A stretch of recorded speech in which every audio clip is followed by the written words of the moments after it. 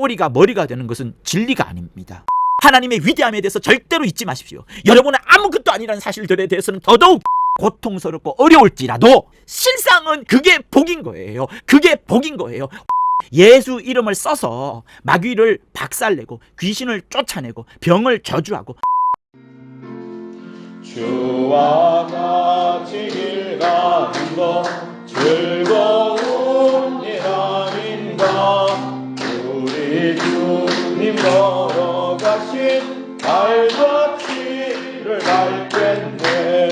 한 걸음 한 걸음 주 예수와 함께 날마다 날마다 우리는 걷겠네. 어린아이 같은 우리 미련하고 약하나 주의 손에 이끌려 생명길로 가겠네. 한 걸음 한 걸음 주 예수와 함께 날마다 날마다 우리는 걷겠네. 할렐루야. 오늘은 에베소서 2장 10절을 보시도록 하겠습니다. 우리는 그의 만드심 바라 그리스도 예수 안에서 선한 일을 위하여 지으심을 받은 자니 이 일은 하나님이 전에 예비하사 우리로 그 가운데서 행하게 하려 하심이니라. 하나님은 선하신 분이십니다. 하나님만 선하신 분이십니다. 하나님이 선함에 대하여 설정해 주지 않으셨다면 이 세상에 누구도 무엇도 선한 것이 무엇인지 선이 도대체 뭔지를 알 수가 없었을 것입니다. 세상은 하나님이 없이 선함을 말하곤 합니다. 쉽게 말하자면 착하다, 고분고분 말 잘 듣는다, 악하지 않다, 이 정도를 생각합니다. 그러나 그것은 본뜻이 아니고요. 이 세상 만물과 만유를 다스리시는 하나님의 선한 것에 대해서 알지 못하면 그것은 피상적으로 아는 것밖에 되지 않기 때문에 그 정도로 생각할 수는 없는 겁니다. 그러니 하나님의 선하심에 대해서 알아야만 제대로 아는 것이 되는 겁니다. 그래서 어떤 사람은 이 2장 10절을 인용하면서 말씀을 하기를 사람이 또 예수 믿는 사람이 반드시 선한 일을 해야 된다. 착한 일을 사회에 많이 해야 된다. 혹은 가정과 일터에 선한 영향력을 많이 끼쳐야 된다. 이렇게만 설교를 하는데요. 이것은 진리에 비하여 설명을 하자면 매우 부족한 설명이 아닐 수가 없습니다. 왜냐하면 우리에 대하여 이야기되어 있는 것, 우리에 대해서 말씀하고 있는 것 같지만 본문이 말해요. 사실은 우리를 만드신 분이 있고 그 만드신 목적이 이 본문 속에 숨어들어 있는 것을 자세히 살펴보면 확인이 되기 때문에 그렇습니다. 그래서 늘 성경을 볼 때 여러분, 내가 주어가 아니라 신적 주어가 있다. 하나님이신 신적 주어가 계신다. 그 하나님이 주인공으로서 하나님이 주어로서 역사하시는 부분을 늘 간파해야 하는 것이 맞습니다. 그렇지 않으면 늘 성경을 제대로 보지 못하게 됩니다. 자기 중심적으로 성경을 볼 수밖에 없게 되기 때문에 실패할 수밖에 없는 거예요. 그래서 10절을 자세히 살펴보시면 우리를 만들었는데 선한 일 때문에 우리를 만들었다. 이렇게 나오잖아요. 그러면 보세요. 하나님이 당신에게 선한 목적이 있다는 것, 어떤 계획을 갖고 계신다는 것을 우린 충분히 생각할 수 있습니다. 하나님께서 계획을 갖고 계시면서 이 일을 이루어 나가기 위하여서 우리를 사용하시고 싶어 한다는 것을 확인할 수 있습니다. 하나님의 선한 계획이 있으시고 그리고 나서 우리를 쓰시는 그것으로 봐야 이 본문 구절이 정확히 이해가 되는 거예요. 그러니 먼저 우리가 선한 일을 해야 된다 이게 아니라 그 전에 하나님의 선하신 계획이 있다. 하나님이 이미 어떤 만들어 놓은 철저하고 친밀한 당신만의 의중이 계신다는 것을 발견할 수 있어야 되는 겁니다. 그리고 이것을 단순히 하나님이 창조하시고 우리를 만드시고 세상을 만드시고 하면서 어떤 사건이 일어나고 하면서 우발적으로 막 생기는 그때에 하나님이 이것저것 막 포석을 두시면서 하는 그런 발맞춤의 일을 하시는 것이 아니라 우리의 사건들과 역사 속에 하나님이 맞추어 가시는 것이 아니라 하나님이 이미 예비하사 이전부터 작정해 놓으시고 말씀하신 것처럼 창세 전에 이미 설정해 놓으신, 예정해 놓으신 그 부분이 있다는 것을 말씀하는 거예요. 그리고 그 설정해 놓으신 하나님의 계획 때문에 우리가 이후에 지음을 받게 되었고 우리가 그 선한 일 가운데서 행하도록 하심이라 라고 말씀하시는 것이 본문에 나와 있는 그대로의 이야기인 겁니다. 그러니 여러분, 이 구절을 자세히 보면서 다시 한번 에베소서 1장, 그토록 중요한 1장 4절에 있는 말씀이 상관되어지게 있습니다. 곧 창세전에 그리스도 안에서 우리를 택하사, 여러분 창세전에 여러분을 택하셨고 여러분을 예정하셨고 곧 우리를 예정하신 것은 예수 안에서 우리를, 여러분과 여러분 개개인만 아니라 우리 모두를 택하신 거예요. 다시 말하면 교회를 택한 겁니다. 근데 교회가 뭡니까? 그리스도의 몸 아닙니까? 그리스도가 우선 머리가 되시고 예수가 우선 머리가 되시고 우리가 그에 부종하면서 그리스도의 몸이 되는 그것을 말씀하는데, 그리스도라는 그 머리가 있음으로 인해서 우리가 몸이 되고 그의 몸이 된, 그리스도의 몸이 된 우리가 이제 택함을 받고 예정이 되는 것을 말하고 있는 거예요. 그러니 예수라는 머리가 없이는 절대로 몸이 없는 것처럼 예수가 먼저 있고 나서 우리가 있는 것입니다. 그리고 그것을 언제 하나님께서 예정해 놓으셨고 택하셨고 사랑으로, 사랑 안에 그것을 품으셨냐 하면 창세 전에 그렇게 하셨다는 거예요. 천지 만물을 만들기 전에, 천사도 만들기 전에 예수 안에서 우리를 먼저 그렇게 택하신 거예요. 내가 그리스도의 몸으로 얘네들을 택하리라, 얘네들을 예정하리라, 근데 얼마나 많은 사랑으로 얘네를 품으리라 하는 그것이 이렇게 본문과 1장 4절에 나오는 거예요. 우리로 그 사랑 안에서, 그분의 사랑 안에서 쭉 충만함에 겹고 겹도록 사랑으로 풍성하도록 품으신 다음에 우리를 그렇게 택하셨다, 이렇게 말씀을 하는 겁니다. 그러면서 우리를 어떤 존재로 만드시기를 원하시냐 하면 거룩하고 흠이 없게 하시려고 지금 이렇게 1장 4절이 말씀하고 있는 거예요. 그러니 여러분, 하나님은 당신께서 우리를 선한 도구로 쓰시기 위하여서는 장차 나중에 우리가 죄 가운데 빠져들 것에 대하여서도 이미 하나님은 알고 계셨던 거예요. 그것을 이미 아시고 우리 안에서 창세전에 우리를 택하실 때, 아, 얘들이 장차 나중에 예수 안에서 내가 사랑을 할 것인데, 그러면서 얘네들을 거룩하고 흠이 없도록 내가 만들 것이다. 그러나 반드시 예수 안에서 그렇게 만들 것이다. 그렇게 딱 집어서 말하는 게 1장 4절인 거예요. 그리고 오늘 본문은 그렇게 흠이 없고 거룩하게 만든 이 사람들을 선한 일로 내가 사용하도록 하겠다, 행하도록 하겠다 라고 나오는 것이 본문의 9절인 겁니다. 그래서 이런 부분들을 잘 유념하면서 오늘 설교를 집중해 주시기를 간절히 바랍니다. 그러면 우린 여기서 다시 한번 창세 전이라는 부분, 이미 우리를 예정했다는 부분에 다시 한번 집중할 필요가 있는데요. 그 부분이 또 어디 나오는가 하면 베드로 전서 1장 19절 20절 부분에 나오는 겁니다. 자, 그래서 그 부분을 한번 보시면 19절에 오직 흠이 없고 점없는 어린 양 같은 그리스도의 보배로운 필요한 것이라, 우리를 흠없고 점없이 거룩하게 만드셨다고 하셨잖아요. 그것은 그리스도의 보배로운 피가 이미 흠없고 점없는 것이기 때문에 그 피로 말미암아 우리를 흠없고 점없이 만들겠다라고 하시는 겁니다. 그런데 이게 또 언제 예비되었다고요? 창세전에. 그러니 여러분, 이 시간 명심하십시오. 예수께서 2000년 전에 오셔서 골고다 언덕에서 2000년 전에 피를 흘리셨지만 그 피는 언제 피라고요? 창세전에.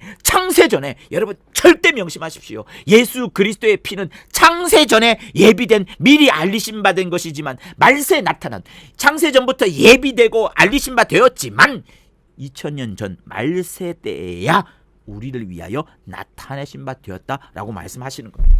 그리고 사도행전 20장 28절에 보시면 여러분, 이 피가 어떤 피냐고 말씀하시냐면 하나님이 자기 피로 사신 교회를 이라고 말씀하시면서 하나님의 피라고 설명을 하고 있어요. 그러니 예수 그리스도의 피는 창세 전에 예비된 것이고 2000년 전에 나타나셨고, 그러나 창세 전부터 예비된 것이고, 이 피는 예수 그리스도의 피일 뿐만 아니라 하나님의 피라는 사실을 믿고 더욱더 의심치 마세요. 진리인 겁니다. 이거는 진리인 거예요. 진리예요. 그러니 보세요. 피 흘려 죽으신 예수 그리스도는 창세 전부터 그가 피 흘릴 것이 예정되어 있었던 거예요. 그렇죠? 그러면 보세요. 예수께서 피를 흘리려면 어떻게 해야 됩니까? 사람의 몸으로 와야 돼요. 사람의 모양으로 와야 돼요. 예수께서 사람의 모양으로 오시려면 먼저 선제되는 또 다른 사람들이 있어야 되는 겁니다. 마리아가 있어야지 그 몸에서 나올 수 있는 거잖아요. 그러니 하나님께서 예수가 오실 통로로서 우리 인간을 설정해 놓으신 것, 창세 전부터 미리 예정해 놓은 겁니다. 그런데 그 와중에 우리가 타락할 것에 대해서도 하나님은 창세전에 이미 아셨다는 것이고, 그 창세전에 타락할 것에 대해서 아셨기 때문에 예수의 보배로운 피, 거룩하고 흠없고 점없는 보배로운 피로 깨끗게 할 것이라는 끝까지 이미 본문은 말하고 있는 거예요. 이 모든 것들이 하나님의 작정 안에, 하나님의 의도 안에 들어가 있다는 것을 말씀드리는 겁니다. 그러니 여러분, 하나님은 창조를 그냥 얼렁뚱땅 우발적으로 만들어내시는 게 아니에요. 창세 전에 이미 아버지와 아들 사이에 창세전의 그 영화와 영광으로서 요한복음 17장에 나오는 것처럼 영화와 영광 가운데 아버지와 아들만이 계실 그때에 이미 두 분 사이에 충만한 것을 계획을 하셨던 거예요. 그리고 차차 이후에야 세상을 창조하시고 하나님의 목적을 이루어나가기 위하여 철저하고 치밀하고 매우 계획적으로 하나님이 일을 진행해 가시는 겁니다. 그러니 창조는 시작도 아니고요, 창조는 종착도 아니고요, 창조는 목적지도 아닙니다. 하나님이 원대한 일을 가시기 전에 이미 창세 전부터 시작되었던 부분들이 창조라는 어떤 중간 단계, 어떤 단계, 그것을 거쳐 나가는 것이고, 역처럼 그 다음에 이후에 하나님의 이미 계획해 놓은 신을 계속 이루어 나가고 있는 그것밖에 되지 않는 거예요. 그러니 여러분, 창조보다 창세 전이 이미 하나님 아버지의 뜻과 의도가 그토록 중요한 이유가 또 바로 여기에 있는 겁니다. 그러면 여러분, 하나님께서 얼마나 당신의 일을 멋지게 일을 진행해 나가시는지, 하나님이 얼마나 철저하게 하나님의 의도대로 역사하시는지를 한번 살펴보기를 저는 정말 원하는 거예요. 여러분, 이사야서 46장을 한번 보시도록 하겠습니다. 구약 성경 1020쪽 정도에 있어요. 46장 9절과 10절을 읽도록 하겠습니다. 너희는 옛적 일을 기억하라. 나는 하나님이니라. 나 외에 다른 이가 없느니라. 나는 하나님이라. 나 같은 이가 없느니라. 내가 종말을 처음부터 고하며 아직 이루지 아니한 일을 옛적부터 보이고 이르기를 나의 모략이 설 것이며 내가 나의 모든 기뻐하는 것을 이루리라 하였노라. 여러분, 하나님은 점쟁이가 아니세요. 우상이 아닙니다. 점쟁이가 무엇을 합니까? 미래를 예언하고 미래를 본다고 하지 않습니까? 그래서 우리가 깜짝깜짝 놀라고 그런 예언을 들으려고 믿는 자도 미친 듯이 가기도 합니다. 어리석은 짓이죠. 그러나 하나님은 그렇게 장래에 일어날 일들에 대해서 미리 보시는 정도가 아니라 하나님이 그걸 만들어 가시는 거예요. 하나님이 앞으로 진행하실 그 계획과 작정을 의도 가운데 의해서 일하시고 있다는 것을 우리에게 설명해 주겠다. 너희에게 보여주겠다.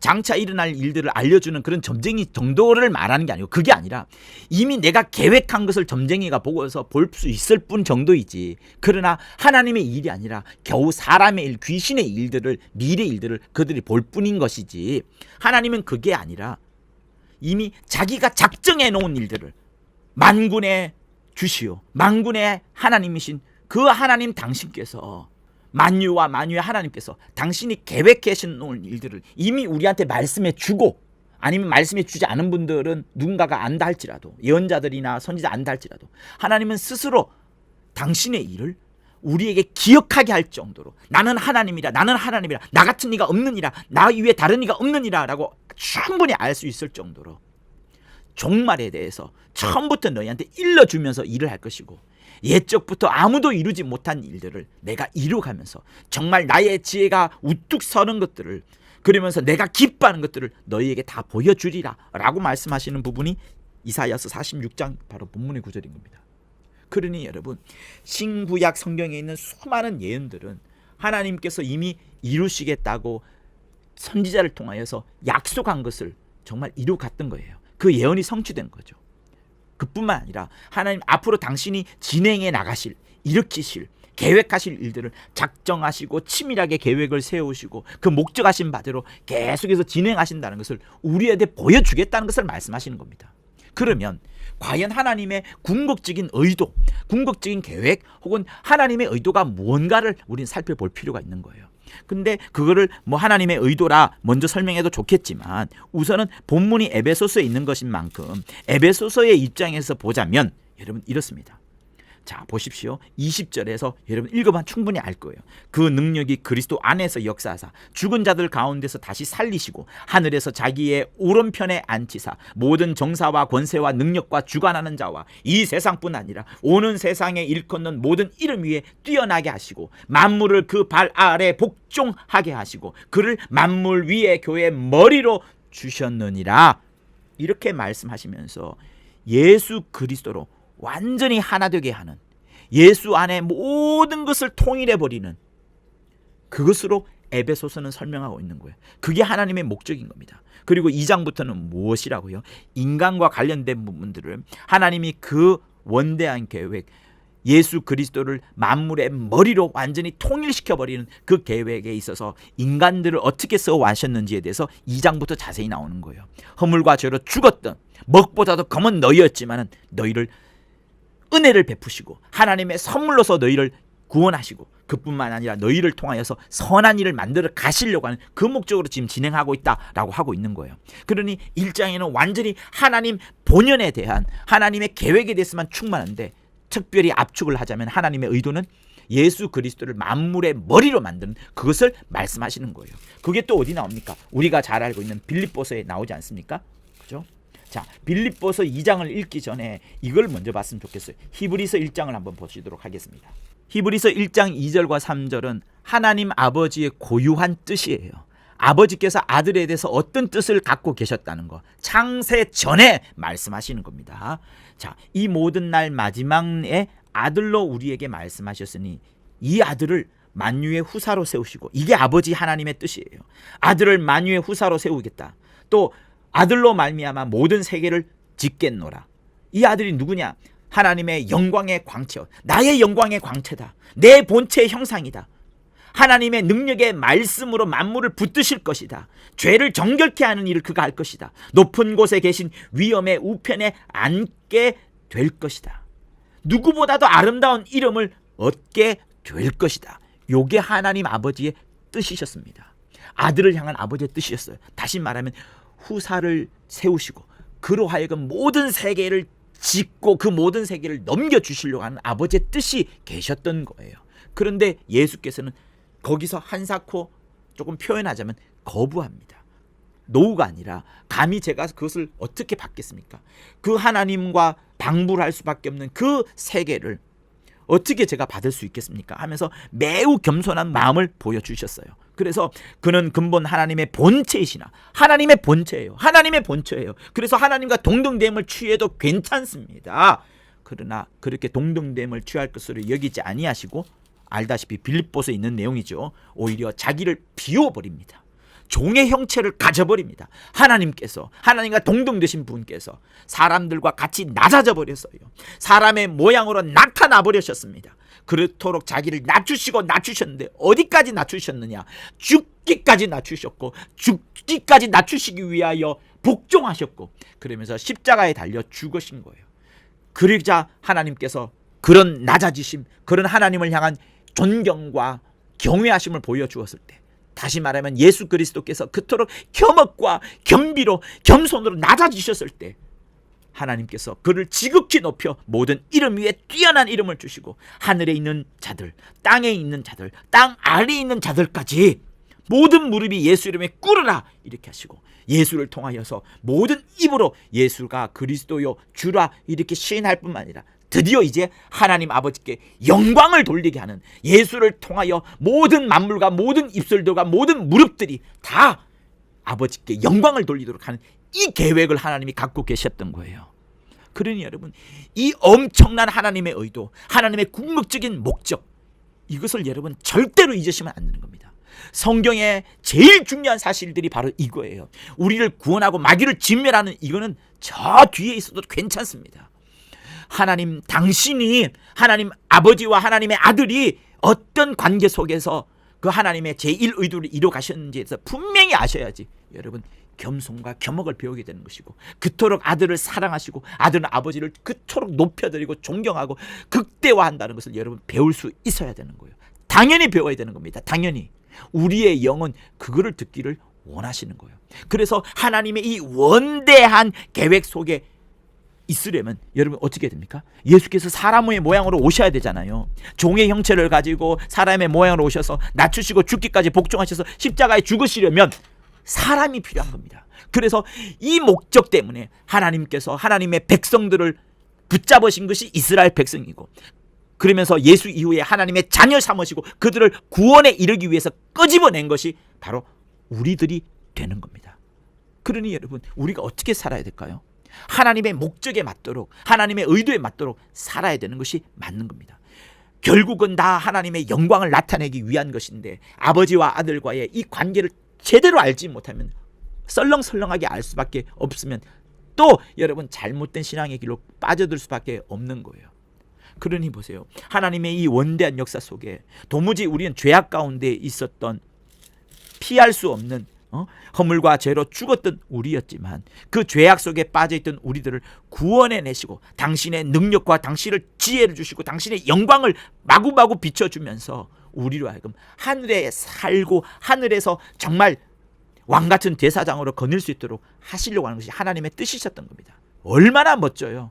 그러니 여러분 우리는 하나님의 이 원대하고 지극히 높고 지극히 크고 엄청난 깊이의 이 하나님의 의도를 제대로 안다 그러면 먼저는 우리 자신이 어떤 존재인가를 잘 살펴야 돼요. 여러분 우리는 어떻게 생각해보면 정말 먼지 같은 존재, 지렁이 같은 존재밖에 되지 않지만 그럼에도 불구하고 이렇게 교만한 자들이라는 것을 다시 한번 고백하지 않을 수가 없게 되네요.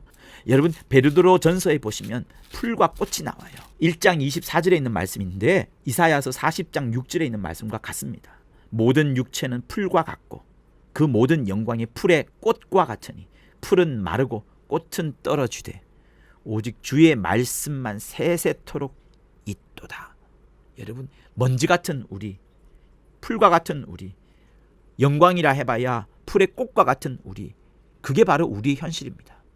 그게 우리의 현실인 거예요. 시편 39편에 보면 이런 말씀이 있어요. 우리의 인생이 한 뼘밖에 안 된다.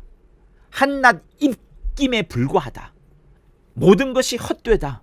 주님 앞에 비하면 우리는 아무것도 아니다 라는 고백이 시편 39편에 나옵니다. 여러분 그토록 우리는 낮은 존재예요. 우리를 여러분 무엇으로 만들었습니까? 흙으로 만들었습니다. 아무것도 아니에요. 흙이에요. 흙이란 거예요. 흙입니다. 흙이에요. 우리 속에 들어와 있는 하늘에서 부어주신 영이 아니고서는 우리는 흙에 불과한 거예요. 창세기 3장 15절 이하에는 흙이라는 단어가 8번 나옵니다. 하나님의 심판에 8번 흙이라는 단어가 나와요. 우리는 흙이에요. 여러분 흙이에요. 흙이에요. 먼지밖에 되지 않습니다. 티끌밖에 되지 않습니다. 다만 한날 신락 같은 희망이 있으니 바로 우리의 영을 꼭 붙잡으면, 그 영이 어디에서 왔다고요? 이 땅에서 지음받은, 우리와 같이 지음받은 것이 아니라 혼과 육은 이 땅에서 지음을 받았지만 우리의 영은 저 하늘에서 지음받아서 저 하늘에서부터 나온 거예요. 그러니 주님 없이는 도무지 살 수 없다. 하나님이 보내주신 영 없이는 도무지 살 수 없다라고 해야 되는 게 맞는 겁니다. 그래서 아담이 하와를 보고서 정말 너는 산자의 어미다. 너 이름을 생명이라 해라. 하와 이퀄 생명이라는 뜻이거든. 하와를 볼 때마다 네 때문에 산다. 너 때문에 산다. 너 때문에 산다. 영적 존재인 너 때문에 산다라는 고백을 아담이 했던 겁니다. 창세기 3장이 또 무슨 말씀이 나옵니까? 뱀으로 하여금 종신토록 흙을 먹도록 만드십니다. 흙을 먹도록. 여러분 뱀은 여러분의 육체를 먹게 돼 있어요.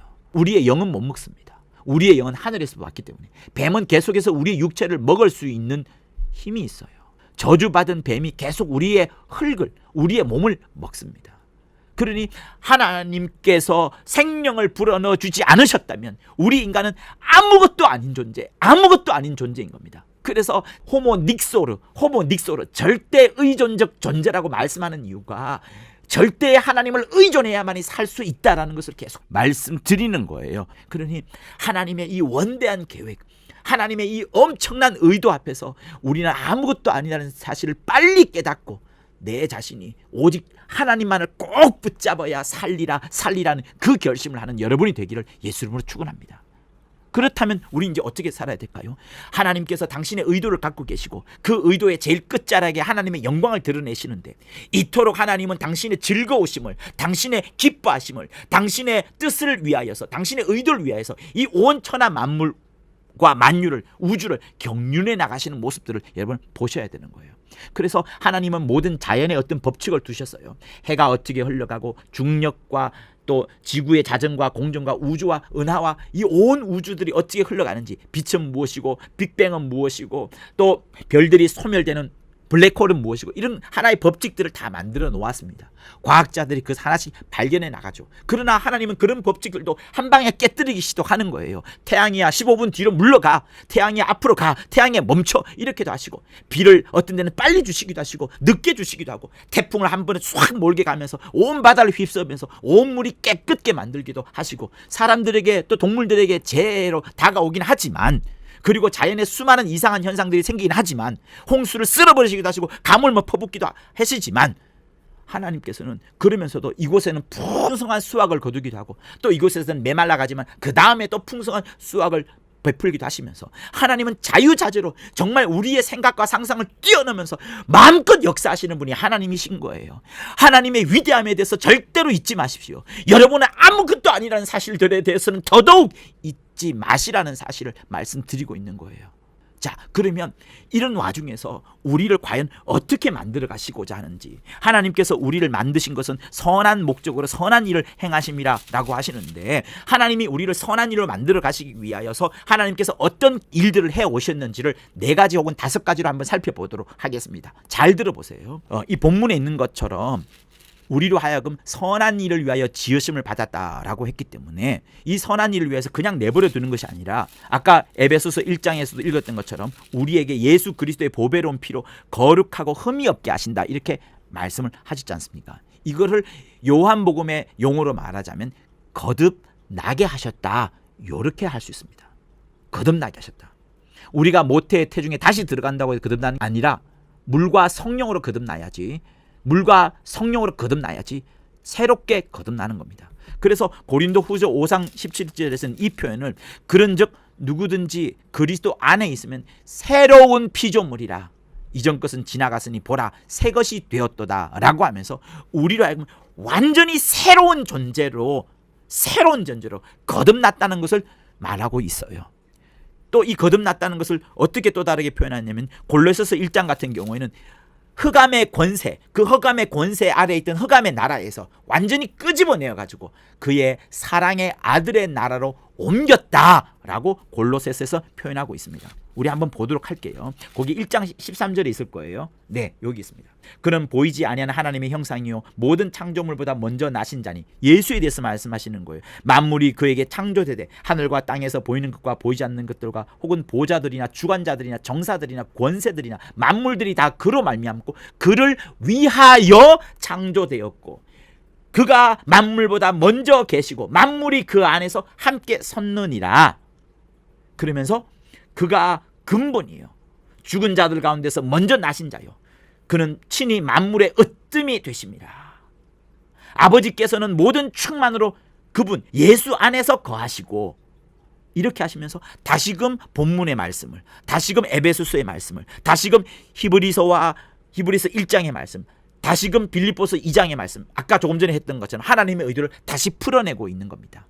그러면서 우리를 새로운 피조물 되게 했다. 어떻게? 흑암의 권세, 마귀의 권세 아래에 있던 우리였다가 완전히 끄집어내면서 사랑의 아들의 나라로 옮기시는, 그것을 말씀하시는 거예요. 그러니 여러분, 이 거듭남이라는 것은 완전히 변화되는 것을 말하는 거예요. 완전히 변화되는 거. 그리고 요거를 사도행전 26장이죠. 무엇이라 말하냐면, 그 눈을 뜨게 하여 어둠에서 빛으로, 사단의 권세에서 하나님께로 돌아가게 하고, 이렇게 나옵니다. 마치 골로새서 1장 13절의 말씀과 똑같아요. 마귀에게서, 흑암의 권세에서 건져내어서 사랑의 아들의 나라 하나님께로 옮기셨다. 그러면서 우리를 완전히 거듭나게 했다, 이렇게 말씀을 하는 거예요. 그러니 여러분, 우리가 거듭났다는 것은 과거의 생각, 불신자일 때의 생각을 완전히 내려놓는 거예요. 그거를 침내 지내는 겁니다. 장사 지내는 거예요. 완전히 죽여버리는 거예요. 그래서 베드로 후서 우리 1장에는 보면 이런 말씀이 있습니다. 신의 성품이라는 놀라운 표현이 있어요.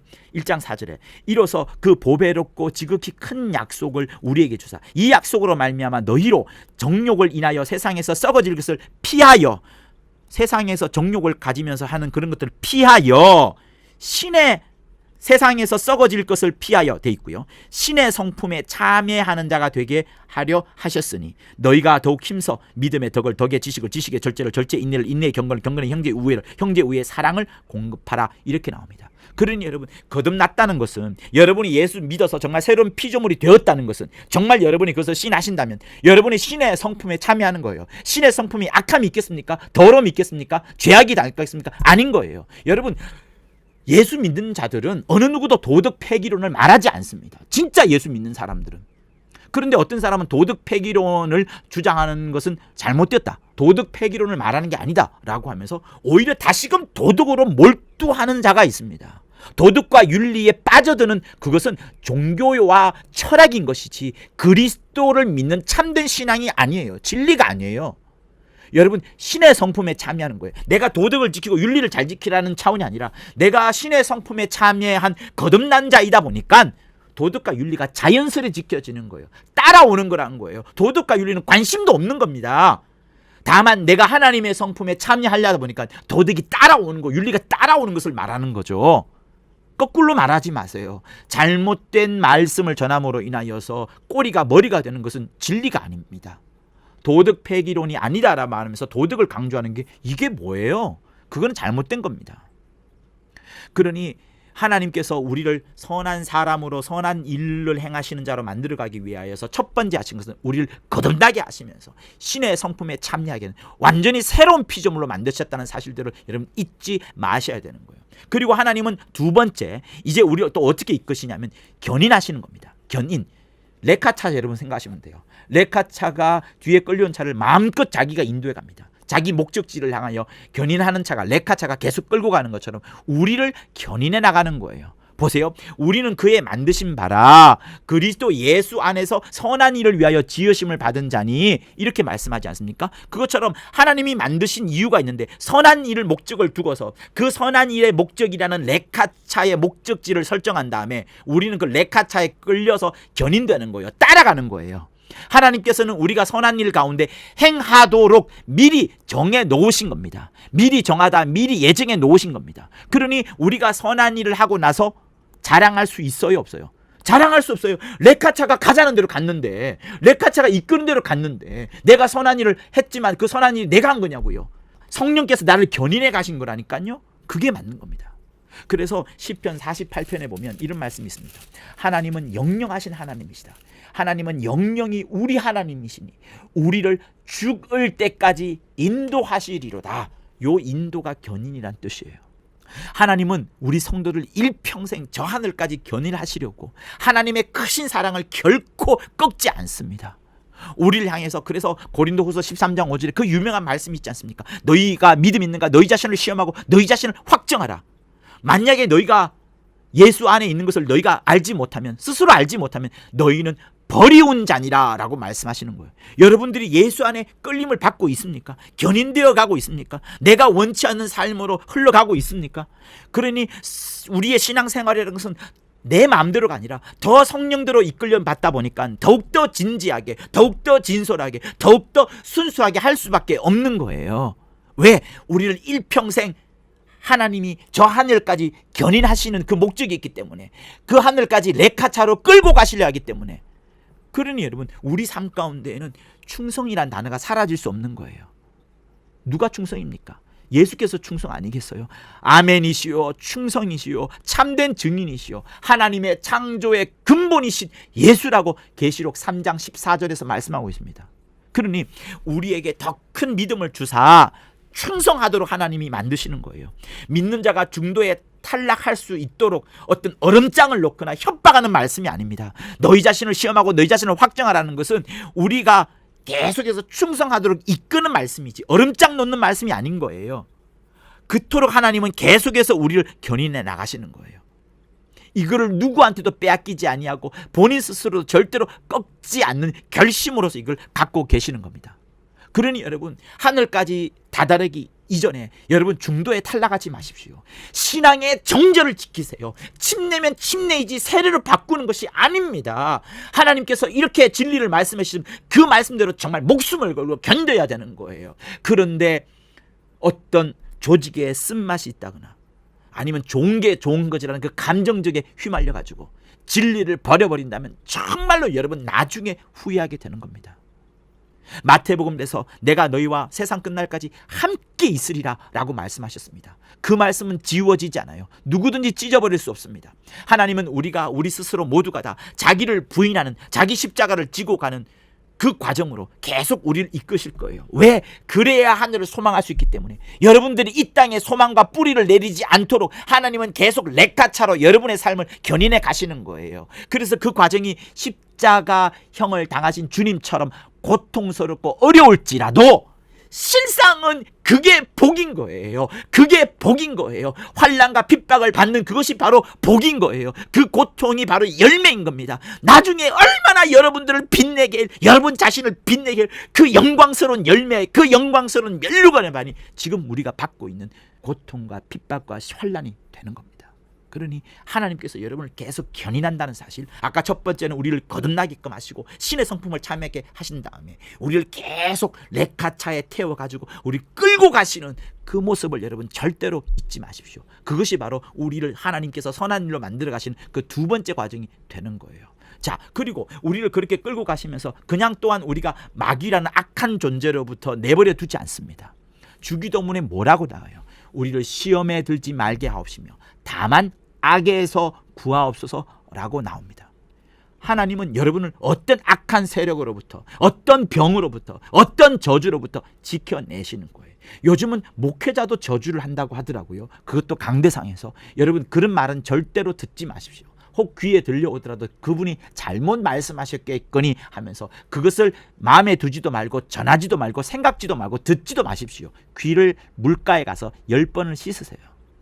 여러분의 어떤 세력의 공격에도 흔들림 받지 않기 위하여, 보호해 주기 위하여 하나님은 주기도문이라는 엄청난 강력한 무기를 주셨어요. 그러면서 하나님은 우리를 마귀로부터, 악으로부터 계속 우리를 보호해 내시려고 하는 겁니다. 그런데 여러분, 제가 여러분들한테 여러분을 악인의 손에서, 악에서 구하는 거, 시험에 들지 않도록 하는 하나의 방법 중에 이런 표현, 놀라운 표현이 있다는 것을 여러분에게 꼭 말씀드리고 싶어요. 그게 무엇인가 하면 시편 97편 10절에 있습니다.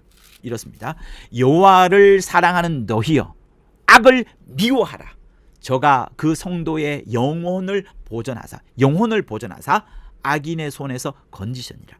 악을 미워하라는 거예요. 악을 미워하세요. 악을 부러워하지도 말고, 악을 소문내지도 말고, 악을 전하지도 말고, 악을 고발하지도 말고 여러분의 영혼을 보존하세요. 악인의 손에서 건져내세요. 악을 미워하세요. 미워하세요. 그것이 바로 여러분의 영혼을 마귀로부터 보호하는 것이라고 시편 97편 10절에서는 말하고 있는 거예요. 그리고 또 제가 좋아하는 시편 16장이 있습니다. 자, 16편 하나님이여 나를 보호하소서. 내가 주께 피하나이다. 내가 여호와께 아뢰되 주는 나의 주시오니 주밖에는 나의 복이 없다 하였나이다. 하나님만 복으로 두시라는 거예요.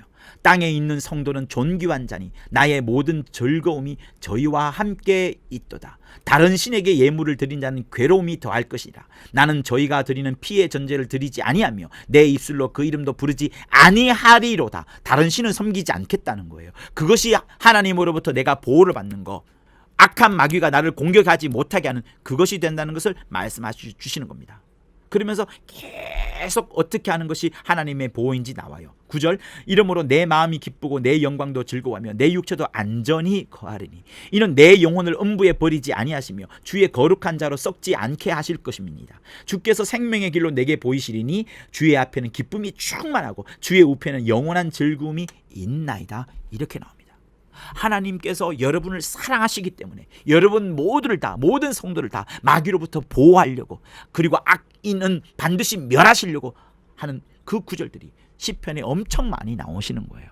하나님은 영영이 여러분을 보호하실 겁니다. 악인의 자손은 끊어질지라도 하나님의 성도의 자손들은 끊어지지 않도록 하나님은 몸부림을 치시면서 막고 계시는 거예요. 그러니 당신의 계획, 하나님의 선한 일을 행하시도록 우리를 사랑하시고 성도를 붙잡아 두신 것처럼 하나님의 계획하신 그 하나님의 의도를 기필코 이루어 나가시는 그 과정 속에서 반드시 여러분들을 보호하는 것이 포함되어 있는 거예요. 하나님의 의도 속에는 여러분들을 보호하는 것이 포함되어 있는 거예요. 하나님의 하나님 되심, 하나님의 선하심, 하나님의 완전하심을 드러내기 위해서라도 여러분을 반드시 보호하신다는 사실, 여러분을 반드시 안전함 속에 거하게 한다는 사실들을 잊지 않는 여러분이 되실 것을 예수 이름으로 부탁을 드립니다. 그러면서 또 베드로전서 1장을 보시도록 할게요. 자, 베드로전서 1장 3절에는 이런 말씀이 있습니다.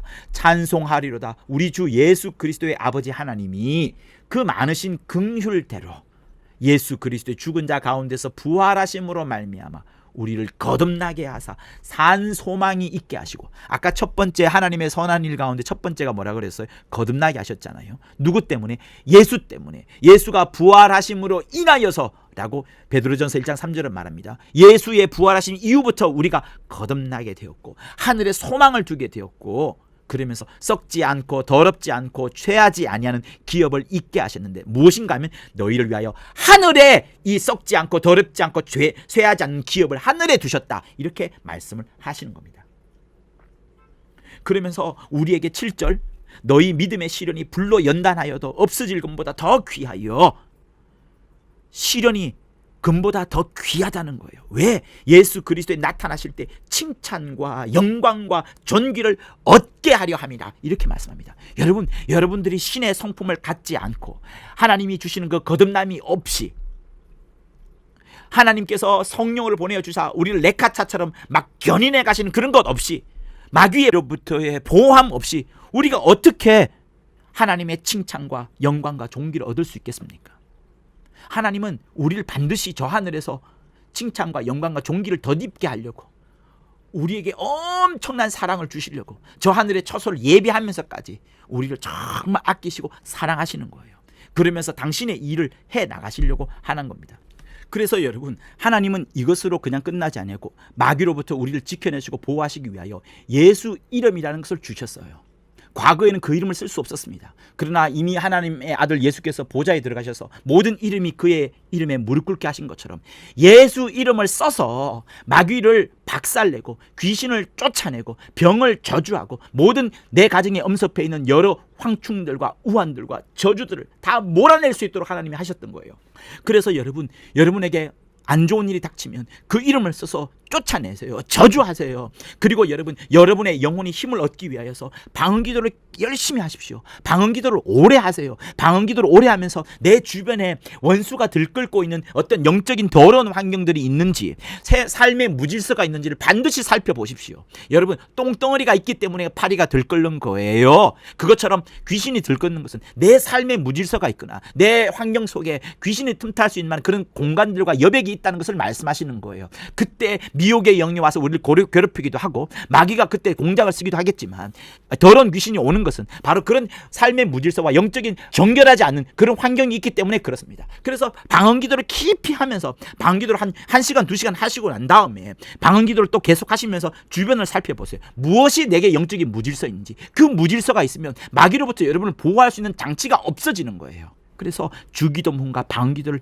열심히 하면서 여러분을 악한 세력들로부터 정말 건져낼 뿐만 아니라 여러분들이 오히려 악한 세력들을 쫓아내는, 다른 사람에게 들어가 있는, 다른 사람을 괴롭히고 있는 그 더러운 영적인 환경들을 박멸해내는 그 능력을 여러분이 가질 수 있도록 하셔야 되는 겁니다. 그 능력을 정말 주셨어요. 믿는 자에게는 이런 표적이 따르리니 라고 하시면서 마가복음 16장에서 믿는 자에게 표적을 약속하셨단 말이에요. 여러분, 그래서 이걸 잊지 마셔야 되는 겁니다. 할렐루야. 자, 그러면서 여러분, 다시 한번 이제 우리가 확인할 부분들이 있어요. 이토록 하나님은 선하신 거예요. 선하신 뜻대로 하시는 거예요. 그분이 하시는 것 자체가 선인 겁니다. 이 세상에 다른 기준이 없어요. 그래서 다른 기준이 없기 때문에 이 하나님의 선하심을 기준을 내세운 것이 바로 의라고 하는 거예요. 의는 기준을 말하는 겁니다. 하나님이 기준이기 때문에, 하나님의 선하심이 기준이 되기 때문에 그 기준되는 것을 의라고 하는 거예요. 그런데 하나님은 이 당신의 선하심을 우리 인간의 눈에 볼 때는 어떻게 보면 한마디로 이렇게 보여. 시쳇말로 하자면 엿장수 마음대로처럼 보여요. 하나님은 뜻대로 하십니다. 하나님이 임의대로 행하세요. 하나님 마음대로 하세요. 그러니 여러분, 하나님을 여러분 뜻대로 재단하거나 축소하거나 낮추지 마십시오.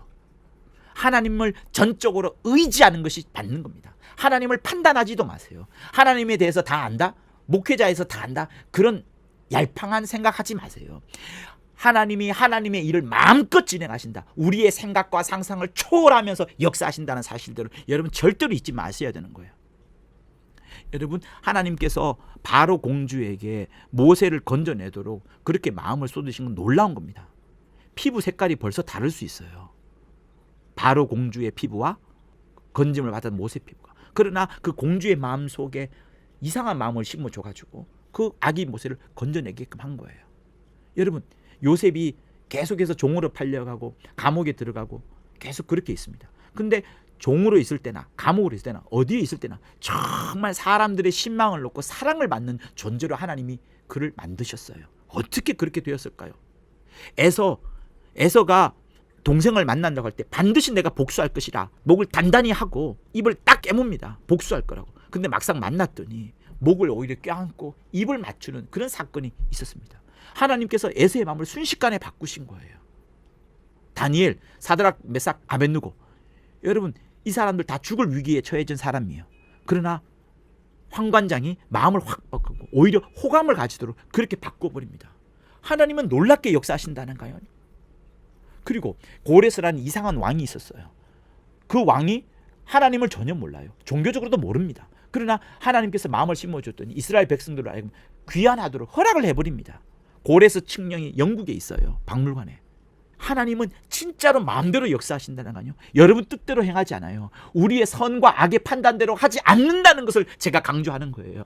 하나님은 사람이 생각하는 선과 악, 선악과의 기준대로 역사하시는 것이 아니라 하나님 마음대로 하는 거예요. 하나님 마음대로 하는 게 선이에요. 하나님 마음대로 하는 게 선이에요. 왜? 하나님은 주인이시기 때문에. 하나님은 주인이시기 때문에. 하나님이 온 천지 만물의 주인이시기 때문에.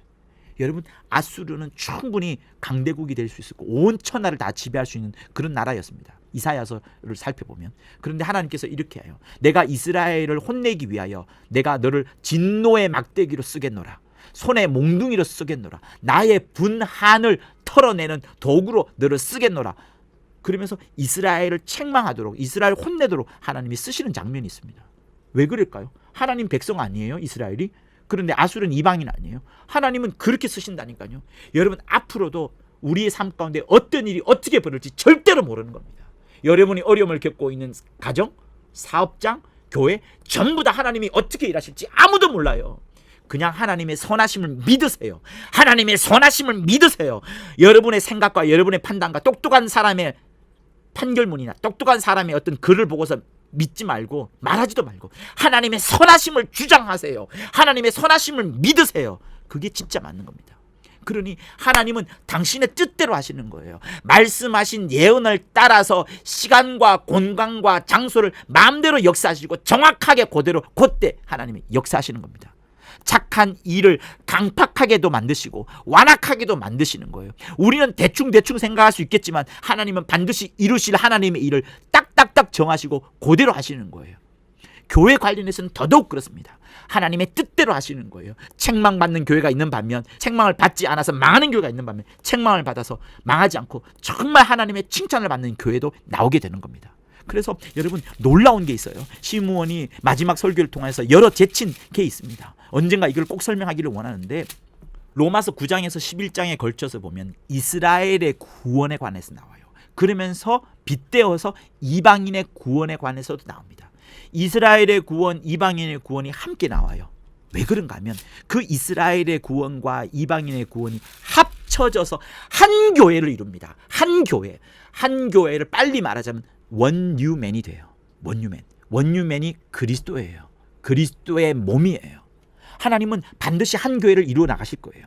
이방인의 구원과 이스라엘 구원이 합쳐져서 한 교회를 이루어 나가는 그 일을 반드시 하게 돼 있습니다. 반드시. 그게 마지막 세상 끝날이에요. 그런데 그 로마서 9장부터 11장에 걸쳐서 보면 하나님이 굉장히 놀랍습니다. 진노를 베풀기도 하고요, 긍휼을 베풀기도 하고요, 밤이 되기도 하고요, 낮이 되게끔 하시면서 마음껏 역사하시는 거예요. 그게 막막 나옵니다. 모든 사람들이 다 바알을 절했는 줄 알았는데 무릎을 꿇지 않은 7천이 있다라는 사실들을 11장에 이야기게끔 하고, 밥상에 올무와 덫과 거치는 것과 봉이 되게 해서 흐리게 한 자가 있는 반면에 세상의 부요함과 충만함이 있는 그들도 있다라고 또 성경은 말하고 있고요. 뭐 어마어마하게 많습니다. 어마어마하게 많아요. 한쪽을 버리면서 한쪽을 세상의 화목이 되게끔 하고, 한쪽을 받아들이면서 한쪽이 죽은 자 같았지만 그러면서 가운데 살아가는 것도 있을 것이고, 가지가 꺾였는데 돌감나무인 줄 알았는데 젖붙임이 되어가지고 참 감람나무의 진액을 받아먹는 자가 되기도 하고, 자긍했던 자가 망하기도 하고, 아무것도 아닌 자가 보존되어서 뿌리를 이어나가면서 성장하기도 하고요. 그러니 하나님의 인자와 어미를 보라. 어미가 있기도 하고 인자가 있기도 하고, 찍히기도 하고 젖붙임을 받기도 하고, 돌감나무의 찍힘을 받기도 하고, 좋은 감나무의 젖붙임을 받기도 하고, 이스라엘이 구원을 받기도 하고, 긍휼을 베풀기도 하고, 완악을 베풀기도 하고, 그런 깊도다 하나님의 지혜와 지식에 부유하며 그의 판단은 측량치 못할 것이며 그의 길은 아무도 찾지 못할 것이라 라는 표현이 나올 정도로, 여러분, 하나님은 마음대로 하시는 거예요. 하나님의 위대하심을, 하나님의 선하심을, 하나님의 그 높으심을, 하나님의 그 웅장하심을 절대로 잊지 마십시오. 반면에 여러분 아무것도 아니다, 나는 아무것도 아니다, 나는 아무것도 아니다는 사실을 반드시 하셔야 되는 겁니다.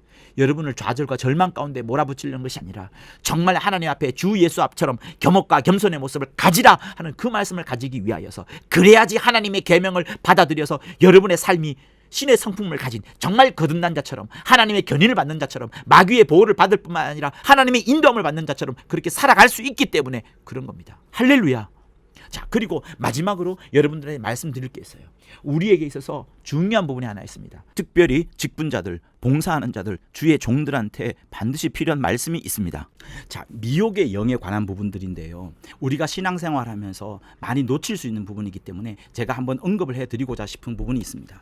시므온의 책 중에 권능을 받으라에 80쪽에 보면 이런 말씀이 있습니다. 제가 그대로 읽어드릴게요. 지금 내가 글을 쓰는 것은 하나님 앞에서 큰 힘을 얻어 하나님께 헌신 및 봉사하려는 사람에게 그 길을 안내하려는 것이다. 사람이 한 직장에 들어가 그 주인을 충성스럽게 섬기되 거짓 없이 진실해야 하고, 그럼으로써 주인의 신뢰를 얻게 될 때에 진정한 그 집의 청지기가 된다. 마치 신문이 월산으로 살 때에 어린 머심으로서 그 여러 주인을 섬길 때 그 모습을 충분히 말한 것 같지 않습니까? 그러니까 우리 역시도 그런 성품을 가져야 된다는 것을 말하는 거예요. 그리고 이 성품은 미혹의 영과 관련되어 있기 때문에 그렇습니다. 이와 같이 후한 하나님의 은혜와 사랑을 빌미로 사기하는 자는 결코 하나님의 능력을 받을 수 없다. 하나님은 천하의 어떤 피조물에게도 결코 속지 않는 이시다. 그러므로 하나님을 속이려는 어떤 생각이나 꾀도 그것이 자신에게 화가 될지언정 도움이 되지 않음을 명심해야 한다. 우리는 하나님을 속여서는 안 된다. 자신의 생각과 지혜로서 하나님의 눈을 속일 수 있다는 어리석은 생각은 큰 죄가 된다. 여러분, 요게 미혹의 영하고 연결돼요. 미혹은 마귀와 연결됩니다. 그러나 미혹의 영은 성도를 도우라고 보내심을 받은 천사가 변질된 경우를 말하는 거예요. 그래서 미혹이라는 단어는 원래 마귀 건데, 미혹의 영이라는 부분에 있어서는 변질이라는 용어와 이제 겹쳐지면서 성도와 관련되는 부분들이 있어요. 구약 때 사울 왕에게 역사한 하나님의 부린 악신도 넓은 의미에서 미혹의 영을 말하는 거예요. 하나님께 속한 천사 중에서 악한 역할을 담당하는 자예요. 마귀에게 속한 천사가 아닙니다. 그러니까 창세 때에 마귀가 타락하여서 이 땅에 음부에 갇힐 때 그때 내려온 존재가 아니라 그 이후에 성도들에게 보냄을 받은 천사 중에서 변질되어서, 성도가 변질될 때 변질되었던 그 존재를 미혹의 영이라는 거예요.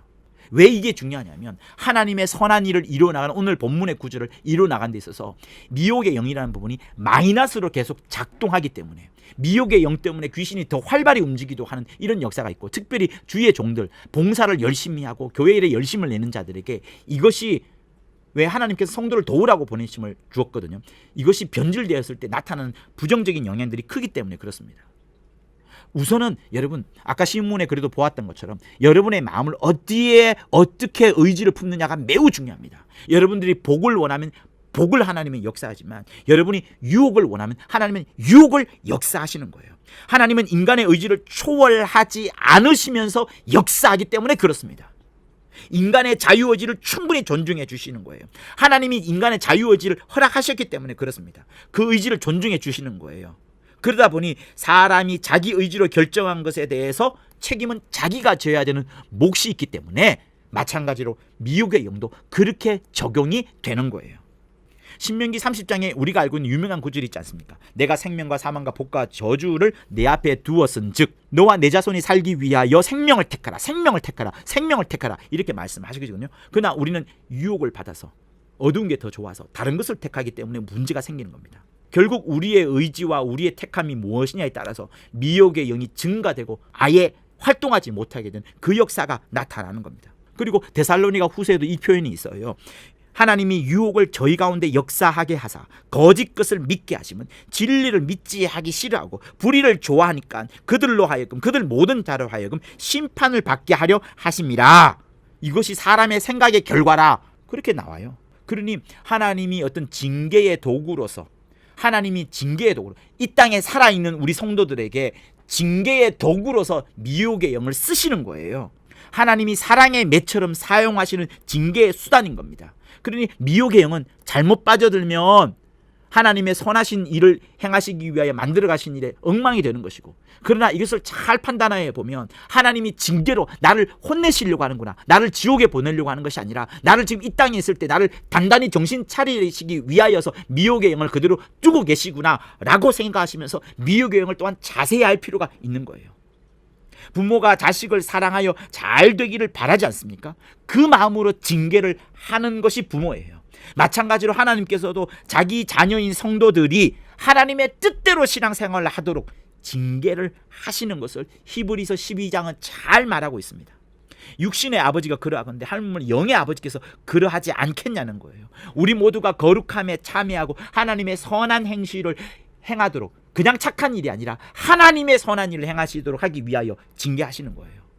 그러니까 내 삶 가운데 어떤 하나님의 징계가 있다라고 여러분 판단되어질 때에 깊이 기도와 방언기도 하시면서, 아, 하나님이 지금 내게 관심을 가지시는구나, 내게 정말 하나님이 지금 징계라는 오히려 은혜의 도구를 사랑의 채찍질을 하고 계시구나 하면서 감사히 받아들이고 현재 지금 어그러져 있는 상황에서 벗어날 수 있도록, 완전히 도망갈 수 있도록 하셔야 되는 그런 영적인 순간에 있다는 것을 여러분 명심하셔야 되는 겁니다. 그러니 미혹의 영이라는 이 부분 역시도 하나님의 선한 일을 이루어 가시고자 하는, 오늘 우리 본문에 있는 그것처럼 똑같이 역사를 하시는 거예요.